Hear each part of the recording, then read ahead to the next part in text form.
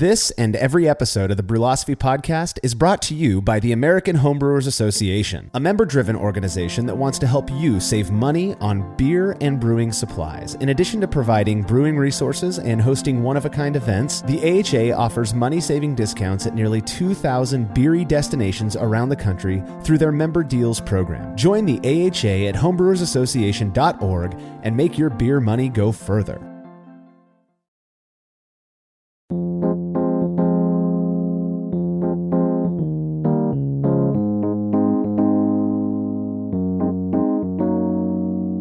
In order to make beer, one must first make wort, which involves steeping crushed malted grain in hot water in a process called mashing.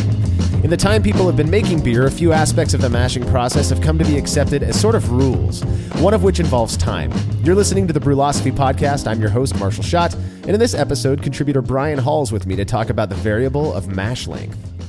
You know, the second thing I think brewers talk about more than efficiency is how long their brew day took. Most people seem to talk about, being in the 5 to 6 hour mark using traditional 60-minute mash and boil with additional time of heating, cooling, and cleaning. But today, I think we should look at modifying that schedule to make it either quicker or kind of break it up. Yeah, right. Well, we've done a lot of stuff outside of the experiments that we've done, looking into mash length and whatnot. And I've been reading a lot online about people who are abbreviating their mashes. Of course, there are those who also do overnight mashes to kind of break up their brew day to make it feel like it takes less time. I remember, I don't know about you, Brian, but I remember getting super anxious if after mashing I would forget to set my timer, as if precisely hitting 60 minutes was the only thing that would make good beer. Yeah, it's actually pretty funny. I actually foregoed having anesthetic on a stitch done on my finger that I cut during brew day because I thought I had to make it back in time to have my mash be done exactly at 60 minutes. No joke. That I believe it, dude, because that's the thing. It's crazy. There's so much that we hinge on time when it comes to brewing. At least, I can only speak for myself, but I know a lot of brewers who really seem to be concerned about these kind of time-oriented aspects of the brewing process.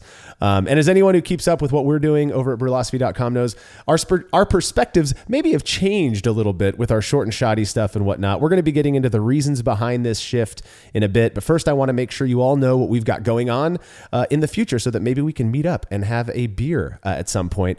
Little disclaimer, as of the posting of this episode, HomebrewCon is over. It just ended, but we're actually recording it the week before HomebrewCon because we didn't want to leave all you guys hanging out there who expect a show to be out there. So I'm going to predict with a high degree of confidence that it was a hell of a time. Brian, I'm sure, did your future self have a fun time? Yeah, it did. I was so excited, but now I'm also sad because it's over. I know, me too. But what's cool is that HomebrewCon 2019 is now coming up and the location was announced. Drum roll, please. Providence, Rhode Island. I'm super stoked that HomebrewCon is going to be in Providence, Rhode Island, a state that I've never been to, super close to Boston. I have a feeling that that's going to be a good one.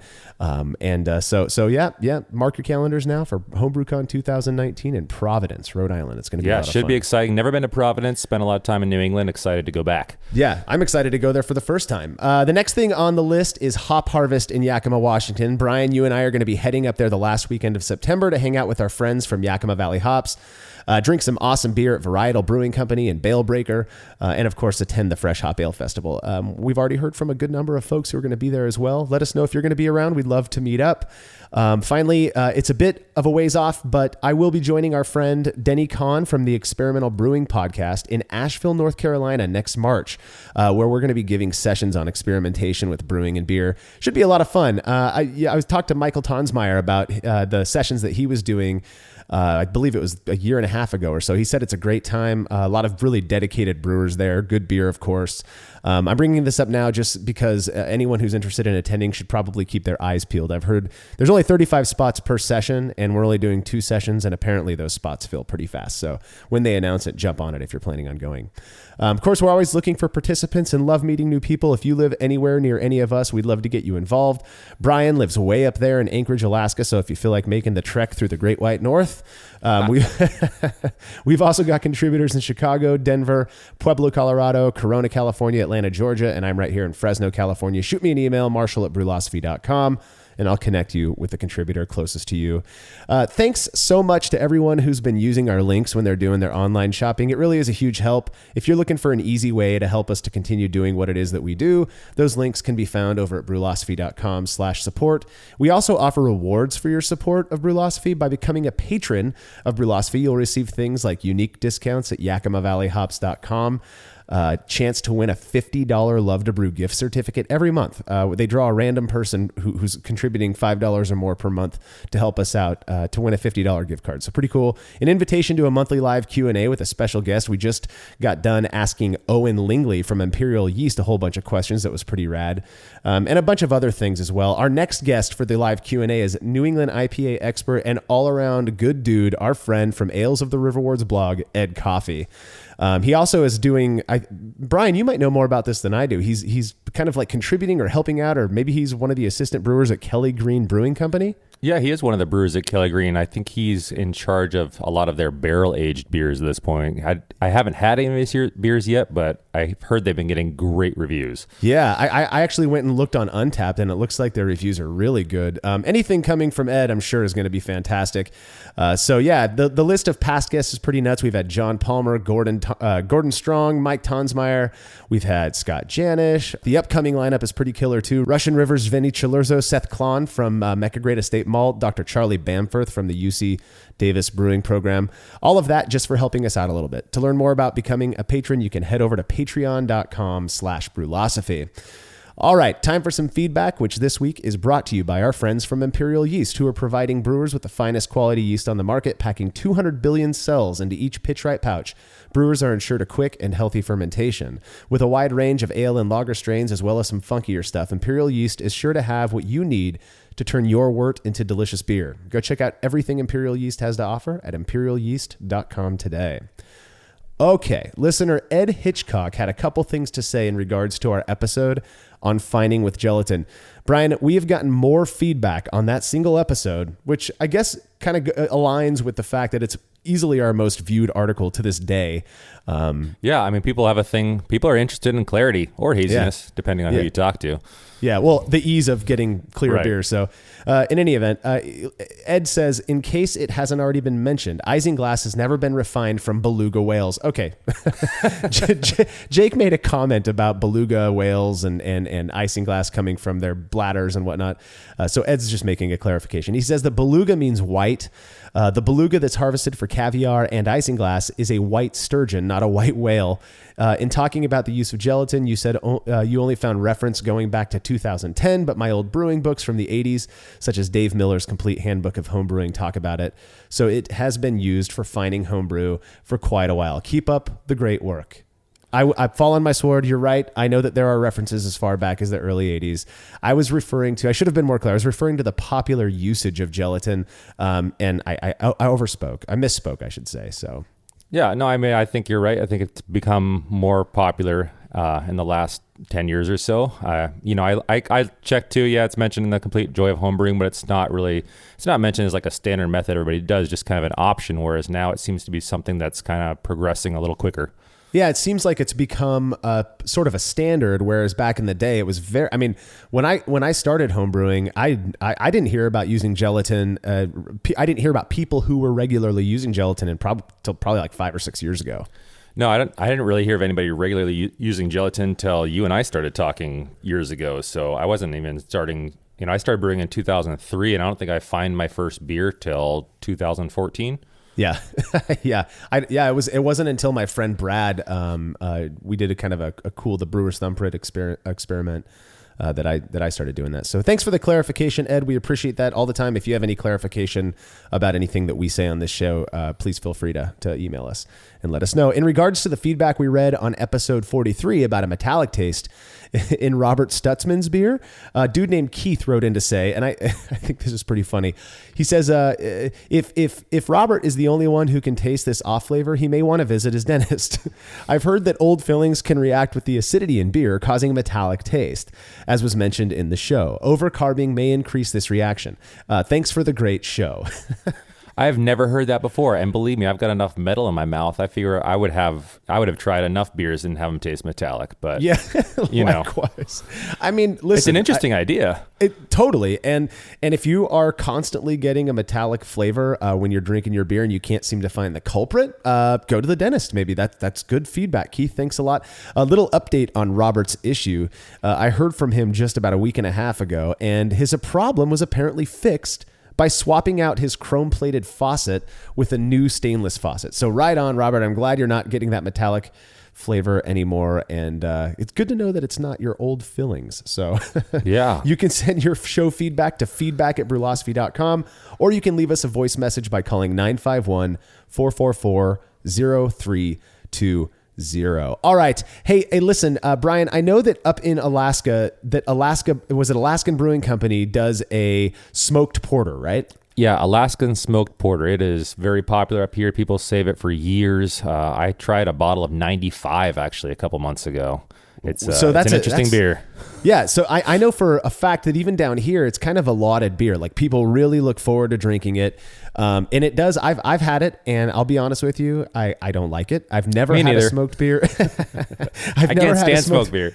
Yeah, I feel like there's a few cool clubs in brewing. One of them is like sour beers. If you're into sour beers, you're like, that's a cool club. But one other one is like smoked beers, and I just can't get into it. I don't like that flavor. I love bacon. I just don't want my beer to taste like bacon. I love smoked food. I just don't want my beer to taste like smoke. Exactly. And in fact, it's probably the only style of beer that I like less than like Hefeweizen, which I know can get me. I know, dude. I know. I'm coming on strong this morning. So homebrewer Will Barr sent me a smoked porter that he made that he wanted reviewed. 1 minute beer review with Jersey and Tim. It's a nice looking ahead there, Jersey. Yeah, well, I'd love to drink this. It's going to take an hour. Settle down. All right, Timmy. It's nice and dark. Together we smell coffee. Oh, coffee. Not too strong a coffee. What do you taste there, Timmy Tim? I'm not tasting coffee. Did you taste it yet? No, I haven't tasted it yet. My opinion means nothing. You're the anchor here. I taste coffee if you were to burn coffee in a fire pit. Yeah, and then take burn, the ashes. And I taste that's is good. Yeah. I taste burn. Yeah. I taste like, imagine your favorite beer. Like, my favorite beer is this beer.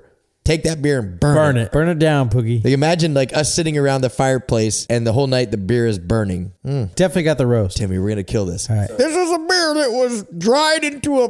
and then we burned it over a fire pit. Twice. I don't know that that's right. Oh, we're spot on. We do not like to be made look like fools. Did you? I just burned one. You burn a Kind of fart. like this beer. It goes right through you, apparently. There's a taste I get in the front before I even get to the burnt flavor, and it's like... like a plum. No, I was going to say like surgical equipment. You ever drank out of the surgical equipment little vat? Not recently. Anyways, that's what it tastes How about like. a latex glove there? Huh? I don't like it. We might be early on our assessment. Let's do one more big tug. One more big tug. Ready? Go. I've had worse. Actually, it's growing on me. Yeah. There's a initial, like, this is a normal darker beer flavor, followed by this is garbage. I have got one more sip, and I'll tell you what the final flavor is here. All right, let's go. This is garbage flavor. There's an aftertaste that I don't like. Yeah. And it doesn't mean it's bad. It just means I don't like it. It's got the roast to it. I give it 2 Jersey Tims just because it's good at the start, and then eventually you just get tired of it. All right. I don't like it, dude. What do you think? It's probably a 2. 1 to 2. So I got to agree with the guys. First off, kudos to them again. You know, they're for picking out the smoke flavor. I'm not sure they ever referred to it as smoked as much as they did burnt. But the thing about smoked beers to me is that it's almost like the smoke overpowers the good part of the beer. And Will, as much as I appreciate you sending this into me and allowing the guys to taste it and review it, I'm sticking with my, I tried to like it. I drank the whole glass, but that smokiness just doesn't do it for me. Yeah, smoke is a hard flavor to have mix well with some of the delicate elements of beer, in my opinion. It can stand up to meatiness in the barbecue, but man, even just a wisp of smoke, I feel like I can just pick that out. And that's what shines to me in the beer. So kudos to the guys. I mean, they picked out, not only was it a smoke beer, but they were getting some notes of coffee and that porter essence too. So Yeah, no. I think they did a good job kind of parsing out the different pieces to it. And Will, I have to believe that it was a well-made smoked beer. It tasted like a smoked porter. I mean, it just didn't really live up to, or not. It lived up to what I'd expect from it, actually. Just not really my preference for a type of beer. So, well, thank you for sending that in, Will. If you want your beer or any other fermented beverage that you make, or feel like sending in to be reviewed by Jersey and Tim on the show, you can email me, Marshall@brewlosophy.com, and we'll get you all set up. We'll be right back.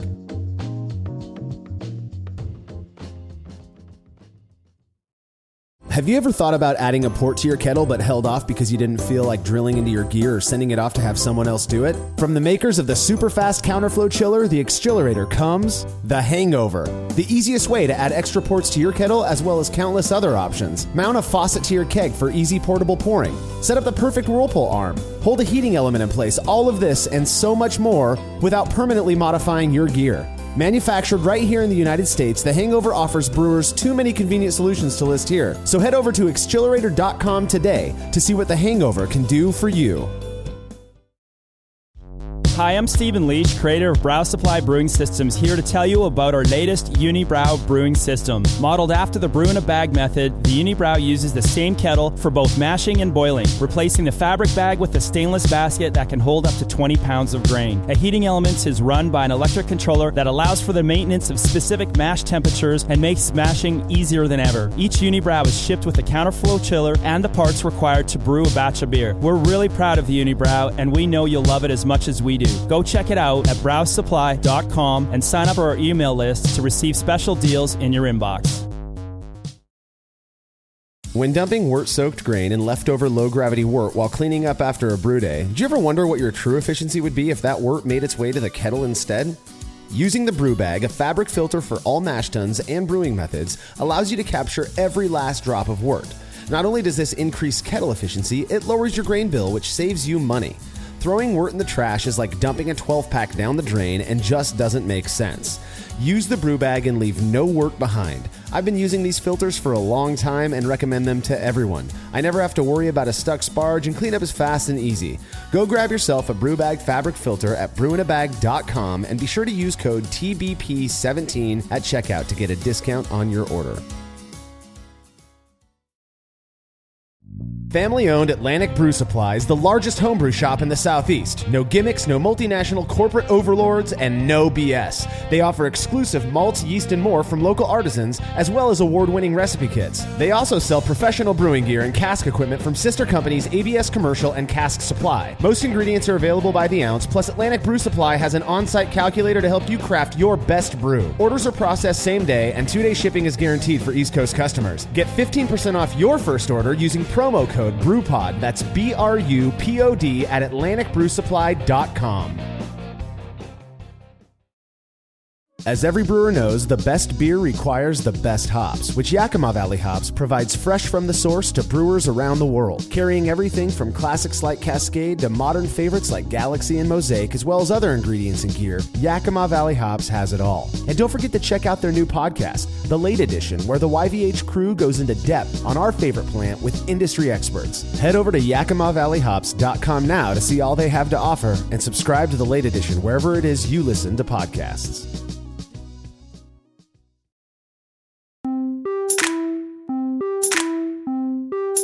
When a brewer decides to make the jump to all grain, there are a number of things they're told that they, have to do. Stuff that, at least for me, was accepted as fact without much question. One of these things is making sure to let the mash rest for a minimum of 60 minutes, sometimes even longer. When I think about the history of brewing and what we know, or sort of like what we've been told about how we learned that grains need to be, grains need to be malted and then mashed in order for that conversion of starch to sugar, or fermentable sugar. It's kind of interesting to me to consider the fact that we've settled on this number, the 60-minute number, as being kind of the ideal. And over the years, from when we first learned about what it takes again for that conversion to take place, we've kind of come up with a bunch of different methods. And if you look back, the iterative steps that it's taken to get us to where we're at today, of course, we've got step mashing and single infusion and whatnot. To me, it's pretty interesting where we're at today and thinking that the mash has to sit and rest for a minimum of 60 minutes, sometimes upwards of 90 minutes to 2 hours. Yeah, and when we look back and look at kind of, I wouldn't call it the history of mashing, but just kind of mashing techniques and as they've evolved over the years, most of what people are trying to get out of this is as much sugar as possible. They're trying to maximize efficiency because alcohol has been so heavily taxed, and a lot of these taxes have been based on the mash ton. They've been based on how much beer you're producing. So, Right. they're trying to get the most bang for their buck. So a lot of these things we have, we've got different types of step mashing. We've got, the turbine mashing in Belgium, and and that originated because you were being taxed on the size of your mash ton. It's people just working continuously, trying to figure out how they can get the best mash efficiency that they can. Right. Well, so you use the term mash efficiency, and I think that's something we should probably spend a minute on is the difference between, we use the term efficiency a lot. And I think in terms of mash length, efficiency is a big issue. That's kind of for me at least, particularly in terms of like single infusion mashing, which just for those who may not have heard the term single infusion, that just means your normal mash. You do one single mash rest and then you run off your sweet wort. There's a difference between mash efficiency and brewhouse efficiency. Right. So efficiency, when we look at efficiency, we look at our theoretical gravity versus the measured gravity. And so with mash efficiency, we're trying to figure out what percentage of those sugars have we extracted from the grains during the mash. Right. The efficiency of the extraction just from that grain. Just from the grain. Right. Whereas brewhouse efficiency, it kind of takes into account all of your losses throughout the whole brew process. The mash, the boil, transfer, trub losses, all the stuff. So all that stuff. When we talk about mash efficiency, all we're talking about is the amount of sugar that we're pulling out of the grain in our pot at that particular time and nothing else after that. And it's probably safe to say that when you hear somebody refer to efficiency, they're referring to their brewhouse efficiency, because that's kind of what gets tossed around the most. So in terms of mash efficiency, one of the issues that we're very well aware of, and I think this is what sort of drove or motivated all of these different, we'll say, approaches to mashing, including step mashing, is the modification of the malt that brewers had available to them. Right. So when we talk about modification of malt, we're talking about the amount of we talk about the amount of breakdown of the endosperm in the seed from the malting process. So the mashing is kind of an extension of mashing is almost an extension of the malting process. So in the malting process, enzymes work to modify these starches in these grain and the endosperm and make them more accessible. And then mashing kind of continues that, and enzymes continue to work at a higher temperature and break down and chew up all these sugars into things that yeast can ferment. Right. This is one of those things that still to this day, as much as I've read about it, just doesn't make much sense to me. It's kind of like the internet. Like I just don't understand how it works, but I kind of get how to put it to use. Like I get the pragmatic points of it, I guess. Yeah.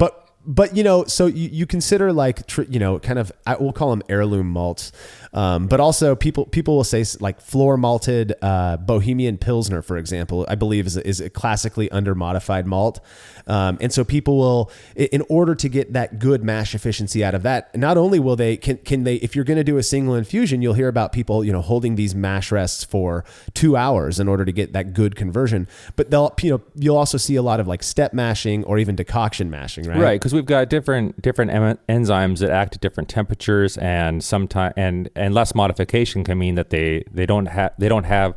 I believe I might be corrected on this in feedback in the future, but I believe under modification means those enzymes don't necessarily work as fast, or there aren't as many, so they can't get to the things as fast. Right. So it does take more time, or sometimes I believe a higher temperature. Well, and speaking of mash temperature, that's not what this show is about, but we've got these different temperatures, kind of the two ends of the spectrum. If you're mashing a little bit warmer, let's say kind of 160 degrees Fahrenheit, there you're kind of looking at like alpha amylase being very active at those warmer temperatures, and then the cooler temperatures, 148 to 150, you've got beta amylase that's very active, and so a lot of people these days, you'll see kind of people kind of sticking in between about 150 160 degrees Fahrenheit, which I apologize for not having the Celsius on that immediately, but so when you extend the mash, there's when I think about mash length, there are a few things that come to mind, and on the professional scale, I think most professional breweries have the capacity to maintain a very stable mash temperature, so they can mash in and they can hold that mash temperature to within a degree or two, Fahrenheit or Celsius, to within a degree or two for as long as they want, because they've got the ability to do that. They've got these pumps with heating elements and all of this stuff going on. And plus they've got that volume, just the density of that mash is going to maintain that heat for a lot longer. Whereas on the homebrew scale, it seems a little bit more difficult to do that when you're mashing in, 11 pounds of grain for a 5-gallon batch. Yeah, unless you're running some Yeti cooler mash tun or something like that, you're gonna lose a few degrees. Even when I'm doing a barrel and a half batch, I'll still lose a couple degrees over that hour. So right. Well, and there are people who have these Herms systems and the recirculated, rims systems and whatnot, and they're able to maintain those mash temperatures, pretty similar to what I would imagine a professional brewer can do.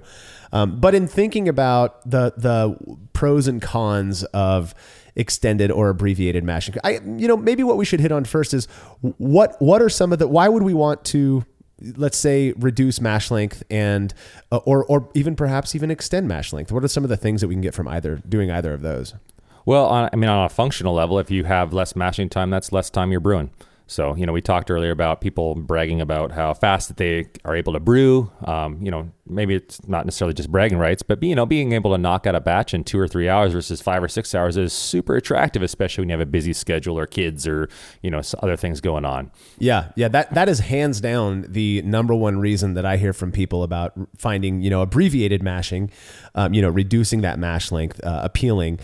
One of the other benefits that I think from doing that, kind of it's almost kind of a byproduct, is you don't have to worry as much about lost mash temp, right? Because if you're going to hold your mash for say 20 minutes instead of 60 minutes or 90 minutes, that's 40 less minutes that you don't have to hold that temperature stable. So the losses there are going to be a lot less. Whether that matters or not, that's different experiment, of course. But yeah, so you can make it, abbreviating your mash not only reduces your total brew day time, which is pretty convenient for people who are busy and still love brewing, but it also helps you to maintain that stable temperature and it also, if you think about it, some of the comments you'll see online about people who regularly mash for less than an hour or so is that their mash efficiency goes down just a little bit. All right. And this is something with our short and shoddy stuff that we've seen a few times as well. So, I guess another kind of way to spin this in a positive direction is that if you're using your spent grain for chicken feed, they've got a little bit more carbohydrates. Yeah, that'll be my next test, is how well my chickens enjoy the spent grains based on the mash. But yeah, I think you're right. But at our level, a little lower efficiency, we might be bumping it by a pound. So we're talking about adding another $1.50 or something like that if you're buying in bulk, which I'd pay an extra $1 to drop an hour off my brew day. Yeah. Well, but then there's also, I think there's some, if we look at extending the mash as well, I posted something to Facebook the other day about one of the experiments that we're going to talk about in a bit in regards to mash length. And somebody left the question, why is everyone so concerned about time? Like, why do you want to cut time off of the brew day? I do think could potentially be other benefits to abbreviated mashing as well. I've heard, this is all anecdote and kind of through the grapevine stuff, but there are some people out there who also think that that reducing the mash length can improve the malt character of a beer. Have you ever heard that, Brian? I have not heard that. I mean, I'm not saying it's wrong, but I've never heard that before. Yeah, that was I tried to kind of make sense of this comment in my mind. I guess if you're pulling off your sweet wort and it's not fully, you haven't extracted everything, maybe you're getting kind of the cream of the crop in terms of that sugar or something. I'm not totally sure what the argument is there for it. But having done so many of these short and shoddy batches, the experience has been really good, I can say that it certainly doesn't seem to be terribly detrimental. Reducing the mash length, for at least for those ones. But then we've also got the option that some people are doing lately, and I see this coming up more and more often, is extending the mash rest for convenience, really, more than anything else. Right. I mean, that's one that I have done quite a bit, and the reason being is I can, when I was living in a different situation where I was brewing in the kitchen, I could put the kids to bed, mash in, and just walk away and go to sleep. I didn't have to hang out and do anything. And then in the morning, when the kids were awake and they were doing something else, then I could, pull out the brew bag and heat it up and do the rest of it. So, it kind of in the same sense that we at least I know you prep your water like I do with using the hot rod, so that you can just walk into hot water. It's essentially, I think about it as walking into sweet wort the next morning. Yeah. Well, and instead of reducing the brew time, in many ways, you could say that it actually lengthens your brew day, except for it breaks up your, you needing to be there to do this. I've heard from so many people who do this overnight mashing thing. I'll be honest with you, despite the positive experiences that I've heard about, this is one of those things that just sort of freaks me out. I guess I'm kind of a control freak when it comes to brewing, and knowing now somebody who has like an electric system that is able, again, who's able to kind of keep that mash at the same exact temperature, I suppose, that would be less anxiety provoking for me. But, the temperature, if you are just using a cooler or some sort of an insulated mash tun, your temperature is absolutely going to drop over that, 12 to 20 hours. Oh, yeah. I mean, I've had mine come in and you check it the next morning and it's 95 degrees. And it's kind of like, this is a pretty good temperature for lactobacillus to play. And, Exactly. I've had some mashes that don't smell the best, but the beers that I've made from them, they have come out fine. I mean, this is how I made all the beers that I brought to serve at my NHC seminar my HomebrewCon seminar last year. Those were overnight mashed beers. Oh, I didn't know that. And those were the New England IPA. Yeah, I never would have guessed that. I think there are some the risks that people run, and they may be outweighed by the benefits. But the risks, like you said, are, if your mash drops below about 120 degrees Fahrenheit, you run the risk of lactobacillus, having some sort of an impact. And I'd say the prime range for lacto is between about 70 degrees Fahrenheit and like 110. Yeah, usually. Depending on the strain, between 70 and 105, 70, 110, that's pretty, assuming that it's there and it survived that initial, 150 degree shock. Yeah. Well, and I would imagine that even if, I know people who have done sour mashing, and that they basically, mash in and then they'll let it, I haven't actually tried this myself, so I'm not sure how well it would work. I probably will never try this, but you mash in, you actually sort of mash so that you create that wort that you want, but then you let it naturally cool and let it sit for 3 or 4 days to sour mash. I don't know. I would just be scared that something is going to go awry. Another issue could be that, let's say your mash temperature when you mash in is 156, you're making a porter or something like that. You're mashing at 156. And then you drop down, your alpha amylase is nice and active at 156. And then as it drops down, that you are now activating that beta amylase. So if you were relying on that 156 degree mash temperature to, produce, a less fermentable wort, whatever impacts that you expect to get from that on your beer, well, as it drops, it's going to go through that beta amylase phase. And, you're likely going to end up creating ostensibly a more fermentable wort. Yeah, beta amylase tends to nibble maltose off those larger carbohydrate molecules, and it really works really well in those mid to 130 ranges, which your mash will definitely spend a significant amount of time through. So you really get a lot more fermentable sugars there. And anecdotally, the beers that I've done with overnight mashing, they do tend to finish much drier, noticeably points drier than beers that are just infusion mashed for 30 to 60 minutes. Yeah.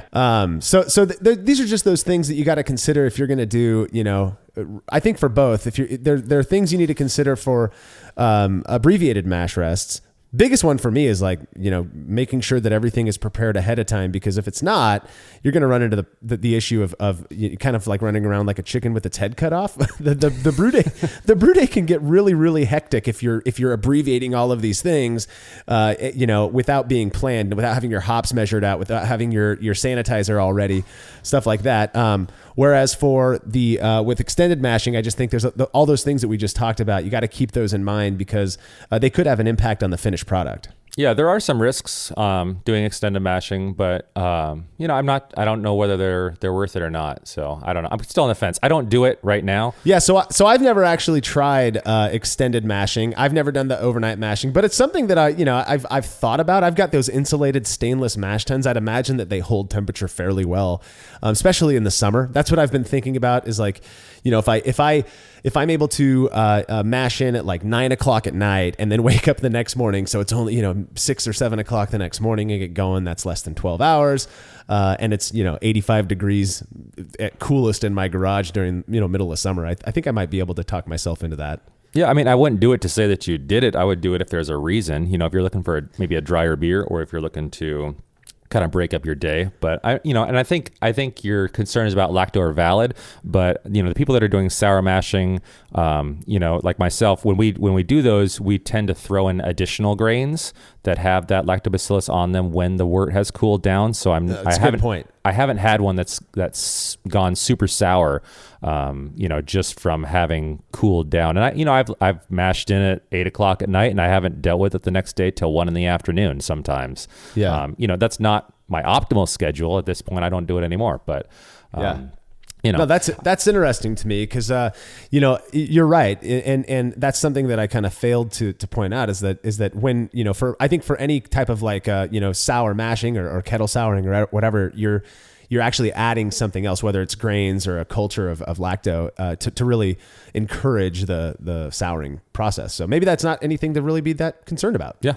Who knows? The other thing, going back to the abbreviated mashing, is a lot of people talk about professionals, and they will say, well, I have talked to professional breweries and they mash for 15 minutes. They mash for 20 minutes.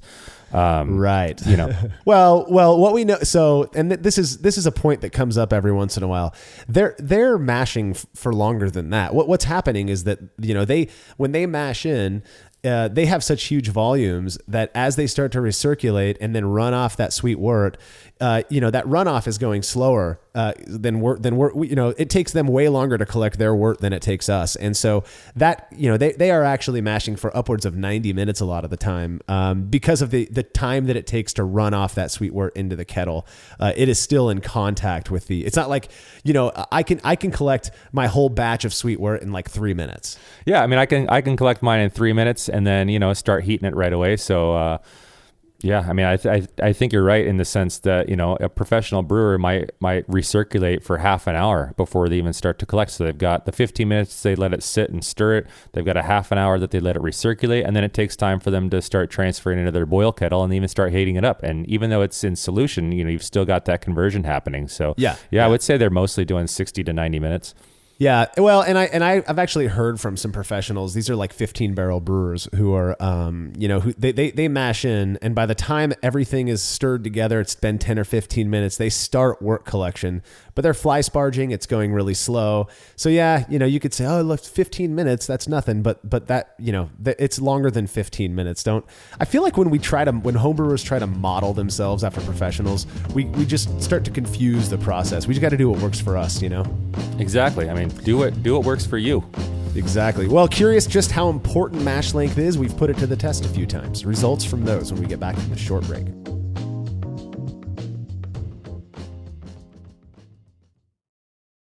After a long brew day, the last thing I want to do is waste more time chilling wort. I've tried so many different options, and ultimately I settled on the super efficient immersion chillers made by Jaded Brewing. With the King Cobra and Hydra, I'm able to chill my entire batch of wort from boiling to just a few degrees above groundwater temperature in as little as 6 minutes. If an immersion chiller is right for your brewery, then do yourself a favor and check out all of the rad options Jaded Brewing has to offer at jadedbrewing.com.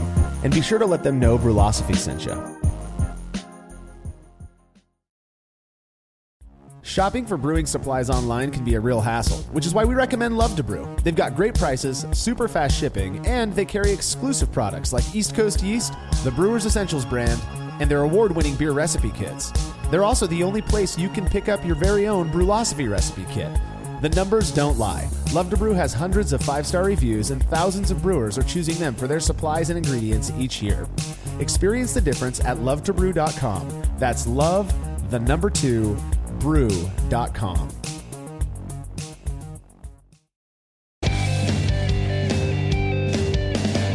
Compact and simple to use with a small footprint for brewing indoors, the Grainfather makes it easy for you to brew professional quality beers at home.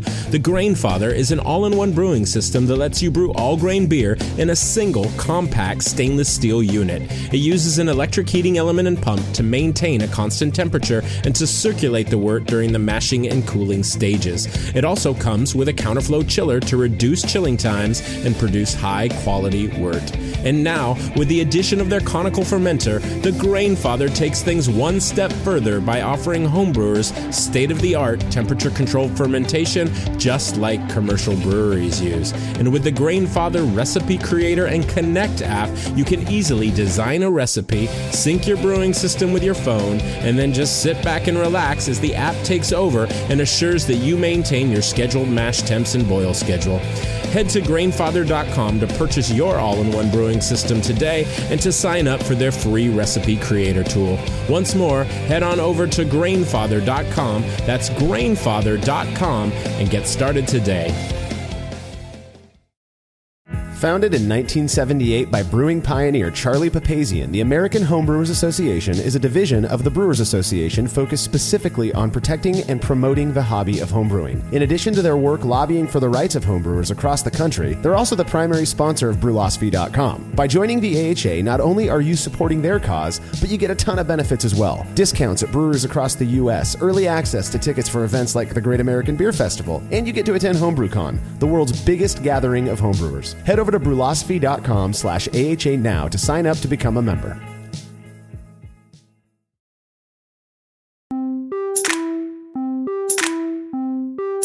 With the importance placed on mash length, this was a variable I was chomping at the bit to get to pretty soon after starting the experiment series.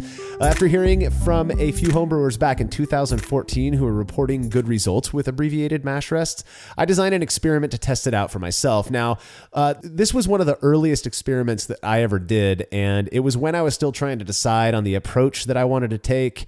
And unfortunately, I didn't do, we did the Trube experiment, which had the triangle test, and then I think this one came just a couple months after that. And I didn't do the triangle test, but that's okay because we've got follow-up experiments where we did. But I do think that the results were interesting. For this one, I brewed my Mocktoberfest recipe, a beer that I don't make very often anymore.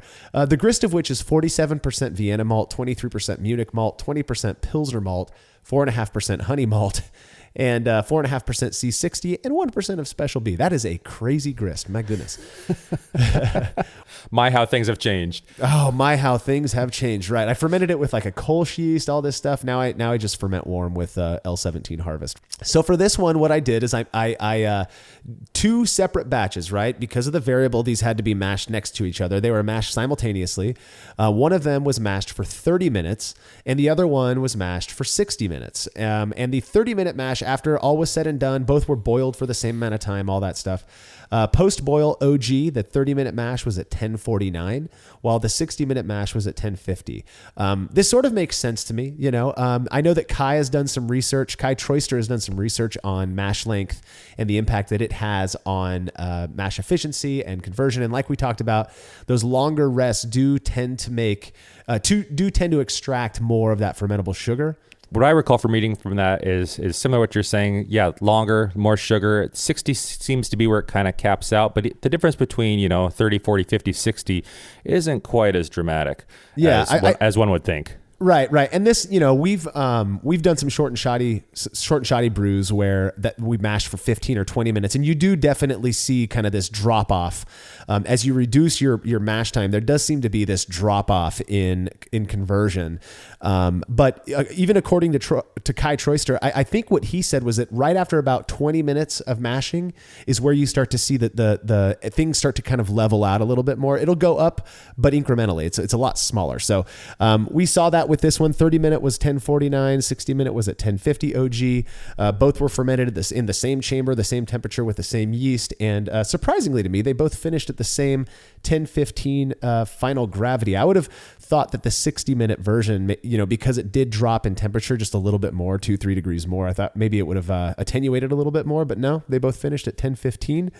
And again, for the results, we didn't serve this one to tasters for a triangle test, but rather I just had them kind of evaluate it in terms of blindly. Now they didn't know what the variable was or what beers they were drinking, but they were tasting them side by side, just the two beers side by side, and then giving feedback on all of the different beer characteristics in almost every respect. The ratings on appearance, aroma, flavor, and mouthfeel were pretty much split down the middle. I mean, it was pretty obvious to me in talking with people after this experiment and after them tasting it that they just didn't really pick up any differences. I personally didn't do any triangle tests because, again, I just wasn't doing that back then, and I ended up saying that I preferred the long mash rest beer, but thinking back now, I feel kind of like I derped myself on this one. Right? Like I know I was super biased. Yeah, I mean, if this is the first time you're starting out looking into it, that's 60 minutes. It's just ingrained in our heads. It feels right. Exactly. And that feeling that it's right totally influences your perception, and to deny that, but the beers you look on the website, you look at the pictures, they look the same. I think the only real difference, and I thought this was kind of interesting, was that during fermentation, the Kreuzen on the short mash beer seemed to drop a little bit sooner, and that beer also like fermented out quicker than the long mash beer. So that was kind of interesting. I don't know what would cause that. I would almost think the opposite, given again the small drop in temperature, that delta between the 60-minute and the 30-minute mash temperature. But they ended up at the same FG and tasting about the same. So I don't know. Maybe it has something to do with the types of sugars that are produced. I'm just totally shooting in the dark here. Yeah, I don't know either. Well, so we started this really cool series with the Brew Club, and we call it the Brew Club Experiment Series, where members of the Brew Club have the opportunity to have one of the experiments that they perform published on Brewlosophy. And just a couple weeks ago, we published the results of the very first one of these, the Brew Club Experiment Series articles. The Brew Club member Scott Mendez compared a beer made using a 20-minute mash rest to one that was mashed for the standard 60 minutes. So I love this because he kind of took what we did and he made it better because one, he did the normal, data collection process that we do nowadays. So he did actually collect data using a triangle test, but then he also knocked an additional 10 minutes off of the lower mashed length variable. So 20 minutes versus 60 minutes. Let's see. He made a blonde ale. The blonde ale consisted of 82% pale two-row, 8% wheat malt, 7% Vienna, and 3% honey malt. Sounds about right for a blonde ale to me. And this is where things get pretty interesting, I think. So for the OG on the 20-minute mash rest, now we'd expect to see it a little bit lower than the 60-minute mash rest just because of this conversion stuff that we've been talking about. And sure enough, 2 points lower. The 20-minute mash came in at 1045 OG versus the 60-minute mash, which was at 1047 OG. That's really close. Yeah, it's close, but also that those 2 points can make a difference, and it makes me wonder now. We've got to do, we're looking at what if we do 90 minutes? Is that going to extend it, or what if we drop down to 15 minutes? It really does seem to just confirm that conversion is occurring as we allow that mash to rest, and if that matters to you, that's something you need to consider. Mm-hmm, totally. I mean, I'm just looking at those numbers or hearing those numbers. It's really impressive to me how close they are for a 40-minute difference, and especially only 20 minutes in.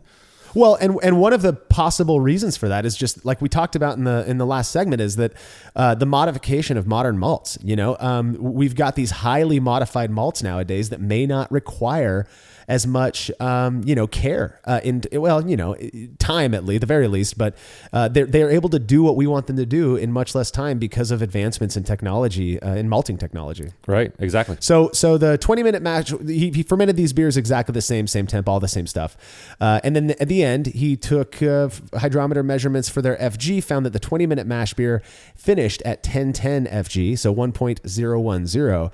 While the 60-minute mash beer, and this one got me, finished at 1.007 OG.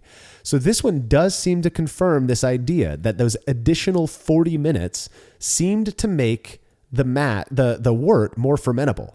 Yeah, I mean, we talked about the beta versus the alpha activity. I think the more beta activity you have, the more fermentable sugars you get. And I wonder if, that those extra 40 minutes, beta's, I believe beta tends to work a little bit slower, I believe. And, it tends to tends to eat up those longer chains, whereas the alpha tends to do kind of more of a random breaking. Yeah. Yeah, my speculation on this is just that 20-minute mash maintained its mash temperature that temperature was more stable, and that the drop in those extra 40 minutes activated that beta amylase and it was able to kind of work a little bit more. And we're seeing, I think the manifestation, or the result of that is a lower FG, which is pretty interesting. And I'm not sure what the exact drop in temperature was. I'd have to check with Scott on that, but I'm guessing, based on my experience, it's probably like 3 degrees, 4 degrees in those extra 40 minutes Fahrenheit, maybe 1 or 2 degrees Celsius, something like that. So anyways, when these beers were finished, he ended up serving them to 20 participants. So of those 20 participants, for this to be significant, we would expect that 11 people would be able to pick the odd beer out in a triangle test, but actually 9 people were only able to pick this out, meaning that this was not significant. They weren't able to tell the difference in a beer that was mashed for 20 minutes versus 60 minutes.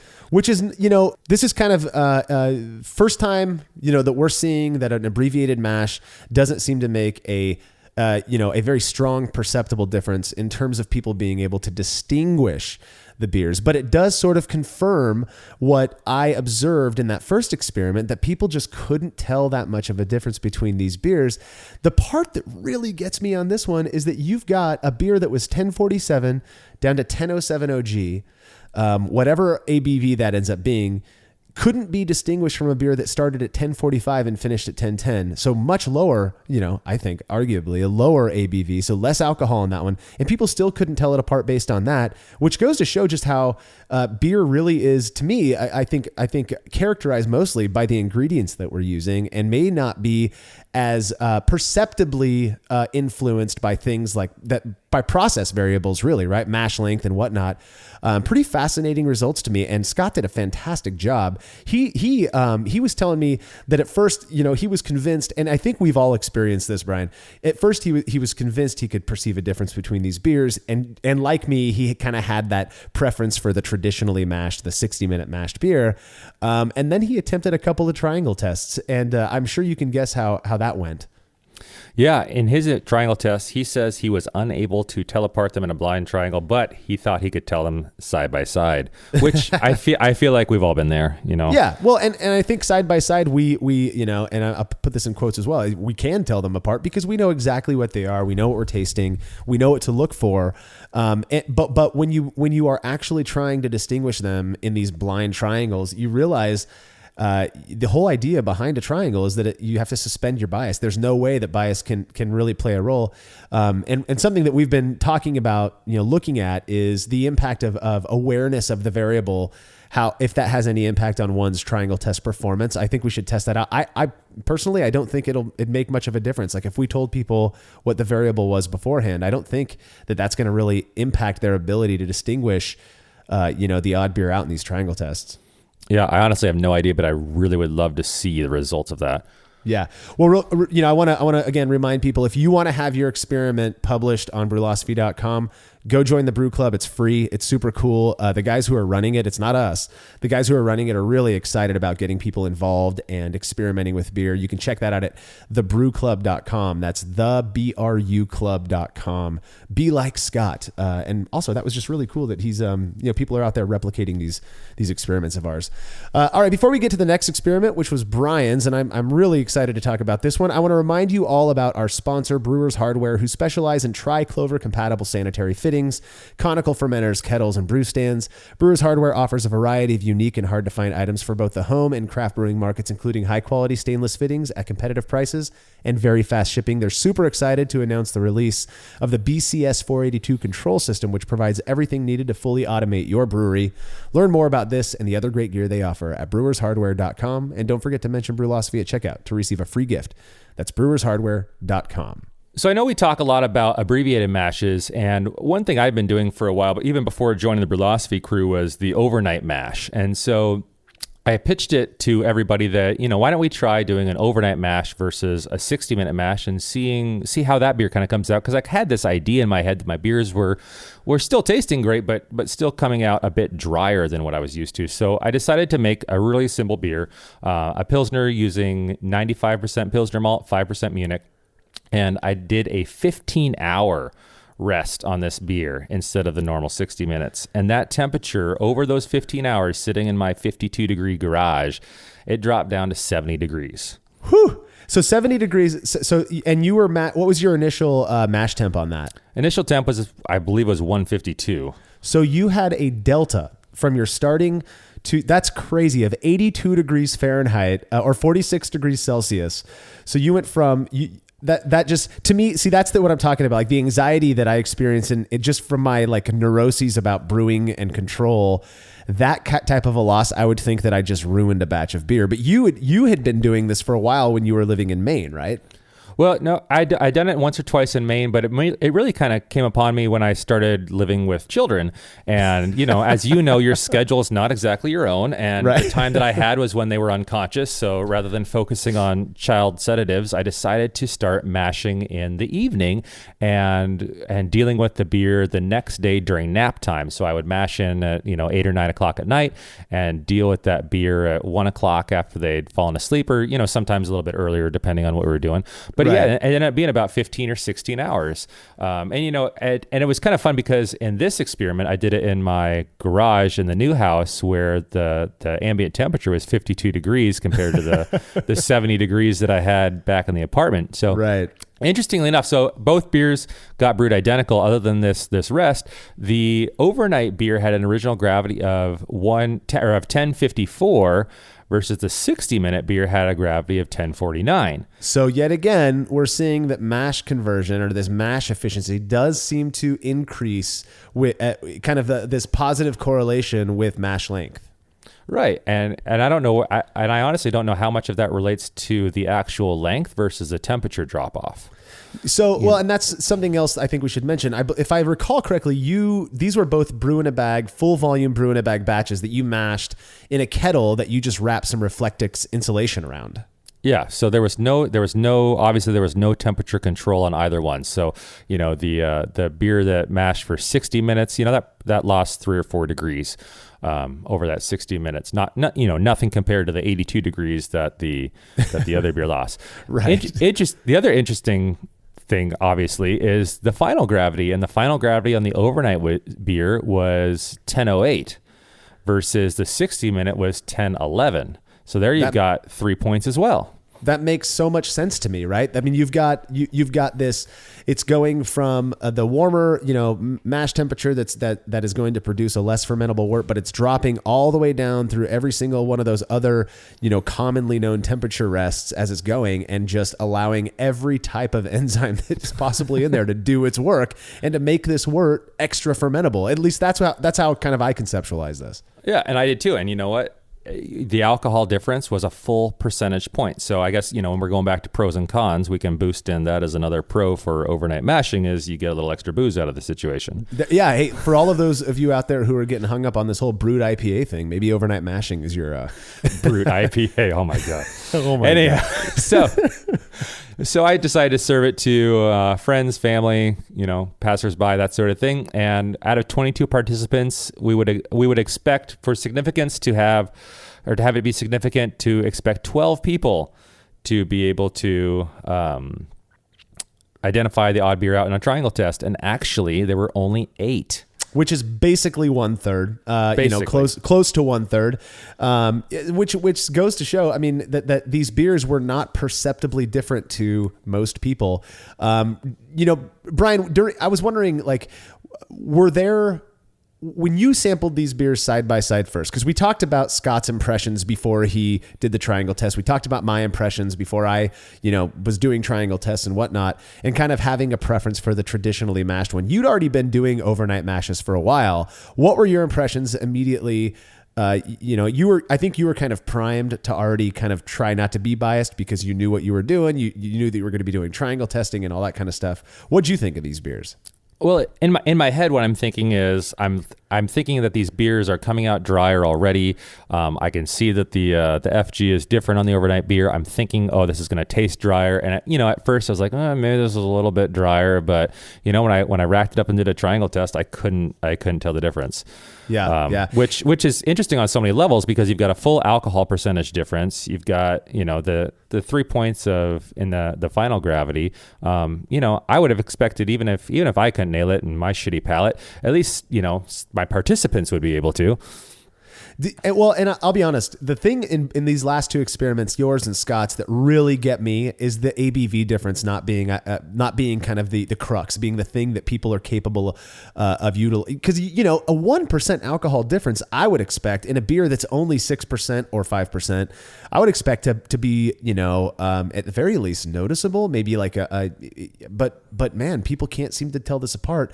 Seems like just the fact that both were made using the same exact ingredients kept them close enough together, which still, the fact that this didn't achieve significance almost, to me, kind of comes with its own set of implications. Yeah, I mean, I guess the implications for those of us that are doing overnight mashing is it's safe. Is the way that I look at it, because there wasn't, I mean, my fear wasn't necessarily a dryness. My fear was there was something else going on, because I've come out to some of these mashes after doing overnight beers, and I'll be honest, they don't always smell the best. Well, yeah, and I think that's the biggest thing, right? Is that people can do these overnight mashes to break up their brew day, and it, based on this experiment, which is just one data point, I get that, but there's a ton of anecdote out there as well that really seems to suggest that you're not risking, this overnight mashes isn't going to guarantee you a contaminated batch. Of course, contaminants can come in at different vectors as well. But so that's definitely one thing. If you are into overnight mashing and you need to break up your brew day to make it possible for you to brew more often, I think it's a valid approach. One thing, if you're not looking to get that extra attenuation, to get that dryness, even if it's not perceptibly more dry, but that lower FG and the higher OG, so that you're getting more alcohol. I've been wondering, like, what happens if you mash in, let's say at, right to where you're not going to denature the beta and alpha amylase. So maybe I think it's 170. And then you start there, where if you were to pull that off an hour later, you're probably not going to get a very fermentable wort. But then you let it drop down through those other steps. And maybe when you wake up the next morning, rather than it being 70 degrees Fahrenheit or 21 degrees Celsius, it's, 100 or 120. I wonder if that would make a difference, or if that would help to maybe, reduce or maybe increase that finishing gravity at all. Yeah, I don't know. I mean, it just kind of depends what that 170 degrees is going to do to those enzymes at that temperature. I don't know whether it completely destroys them, or whether there will be enough that are still functional. That's a whole nother. I guess that's a whole nother set of experiments there. But I would agree with you in saying, if this is something that people are interested in doing that makes it so that they can brew more often, go for it. If you are, and I think this would be an interesting beer or an interesting experiment to try with a beer where you are looking for a little more sweetness in the finish, and a little higher final gravity, is to, I think it would be interesting to try this experiment with a beer where you are looking for a little more sweetness in the final gravity, something where you might expect it to finish around, 10, 12, 10, 16, 10, 18, and, let that go overnight and see whether people are able to tell a difference as those FGs separate a little more. Yeah. Yes. Or I was thinking overnight mashing in general just might be perfect for a Russian Imperial Stout or a barley wine that you really want to dry out. And people seem to struggle to get that OG in the 1010 to 1015 range, which might be perfect to overnight mash it. But after all of these experiments, Brian, are you still overnight mashing all the time? What's your typical approach? How have these influenced your thinking? When I brew, I've got enough stuff going on out there. I tend to stick to about 40 to 60 minutes in my mash, just because I'm just not that fast in my turnaround. My kids want to play, those sorts of things. And most of the recipes that I use are written for that level of efficiency. So I'm not one to shy away from a 20-minute mash. I've done plenty of 20 and 30-minute mashes when my wife says, "Hey, you got 3 hours. I'm taking the kids," that sort of thing. But I don't really favor the chicken with the head cut off approach. I kind of I get into a little trance when I go out there and do my thing, and I've got enough projects going on that I can relax. Overnight mashing is probably something I won't ever do, because won't ever do again unless there's a real reason to really unless I'm making that brute IPA, I guess. But it's an enjoyable process for me, but I don't really feel the need to rush it or break it up, I guess is what I'm getting at. I totally understand that perspective. And I think a lot of people really do. They look at hobbies as being a thing that they can just invest time in and relax and do all of that. I think, characterologically on my part, I'm just so incredibly impatient. I like to refer to it as hyper efficient. I just like to get things done without sacrificing quality. And so for me, I have really embraced the whole short and shoddy approach, but that's not me saying that I'm advocating for like reduced mash length and all the other stuff that comes with that kind of brewing process. For me, there's something exciting about doing things so differently than I've been taught and still yielding a product that I think is good, And so that's been my thing. I think for the most part, we say this a lot, is when we're brewing for experiments, typically we're going to stick to traditional methods with the exception of the variable that we're testing, only to keep things, I think, more applicable to those of you who are listening and reading out there. But for me and mine, I'm a big fan of the abbreviated mash. I don't mind tossing in an extra pound of grain. I've never had to use that much extra, really. Extra 8 ounces to 12 ounces of grain just to get the efficiency that I'm looking for. So that's where I'm at. Brian, you have anything else on mash length? No, I think we pretty much covered most of what we've done. And, I think for those of you that are stuck on the 60 minutes, the only thing I'd say is just go out there and try something else, never hurts. Yeah. If you're looking to shave some time off your brew day or break your brew day up, try abbreviated or extended mashing. For those of you who want to read about the experiments that we discussed in this episode or any of the other stuff that we're up to, you can head over to brewlosophy.com. The Brewlosophy podcast is made possible by the generous support of our sponsors as well as all of our rad listeners. We seriously could not do this without you. Cheers to everyone who has subscribed and left a review of our show. It makes a huge difference. If you haven't yet, please consider doing so. Head over to brewlosophy.com/support to view a list of ways you can easily help us to continue producing this podcast. If you want a reward for your support, visit patreon.com/brewlosophy. Thanks again for listening. We'll be back next week with another episode of the Brewlosophy podcast. Until then, think beer. Start off the morning with some hot tea, lemon and honey cause it soothes my throat. Put some herb in the bowl, yeah, it's homegrown. Ain't gotta go through the middleman, no